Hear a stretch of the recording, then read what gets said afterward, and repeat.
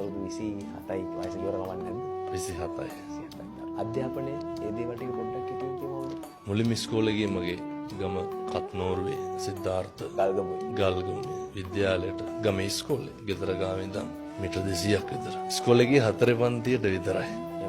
ශිෂ්‍යත්ව ලියන්න ඔන්න මෙන්න කියලා තියලා වගේ තමයි 2007 මේ 26 පැවිදි වුණේ. මගේ පිරිවන ශ්‍රීපාලිත විද්‍යායතන පිරිවන නිකවරටියේ තියෙන බොහොම කීර්තිමත් ආයතනයක්. උසස් පෙළ වෙනකන් ඉගෙනගෙන ඉවර වෙලා උසස් පෙළ පාස් වෙලා විශ්වවිද්‍යාලයට ගියා පේරාදෙණියේ. පේරාදෙණිය විශ්වවිද්‍යාලය සුන්දර මතකයක්. සුන්දර මතකයක් තියෙනවා.